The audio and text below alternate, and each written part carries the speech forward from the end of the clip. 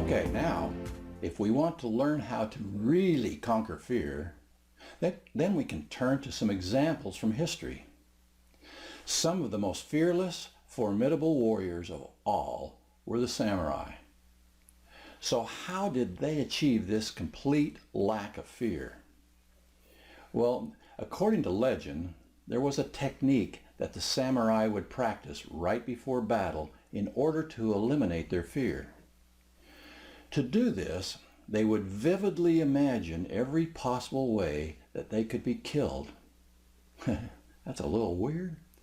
They would imagine being impaled, dismembered, and decapitated. Then they would focus on accepting these possibilities and coming to terms with them. They would become okay with a horrific and brutal death. The samurai were actually a very morbid and fatalistic bunch. The Bushido Code explained that it was an honor to die in battle and that they should constantly keep their mind on death. You'd think this would make them more fearful, but paradoxically, it empowered them to be the completely ruthless, fearless warriors that they were. Now this makes sense.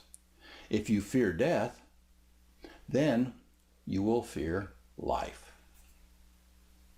If the samurai have accepted the worst thing that could happen to them, and if they have come to terms with it, then what reason have they to be afraid? Now, imagine fighting someone who has zero fear of death, who is willing to put themselves at risk to launch 100% into a movement and not be concerned for the potential outcome. They would be devastating. Okay, now the good news is that we live in a much less dangerous time, some days anyway, and you probably don't need to come to terms with your death in quite the same way. But we can take this same notion and we can look at ways to apply it to our own lives. Now, interestingly, Stoic philosophers took a similar worldview when it came to their fears. Stoics believed that the secret to happiness was to be prepared for all the worst possible outcomes and to live inside those possibilities.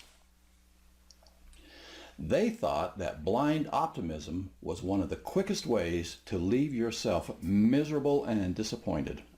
Think about it.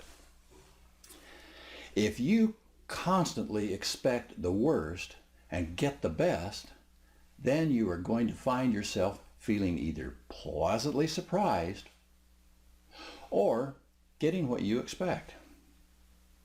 If you constantly expect the best and get the worst, you are going to be consistently disappointed.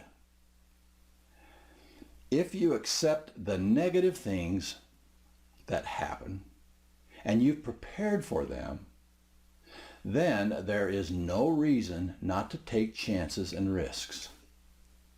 And there is a beauty in things going wrong. Think about that. The saddest points of our lives are rich with emotion because we have lost things we cared about. The only way to avoid that is to live a bland and unexciting life. The moments when we have felt scared for our lives have been the times our biology and psychology were tested, and we had to use our wits, our courage, and our faith to survive.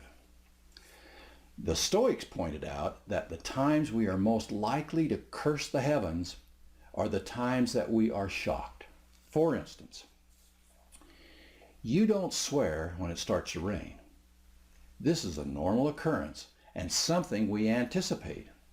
You swear when you burn your hand because you were surprised. If you expect things to go wrong, they don't catch you out.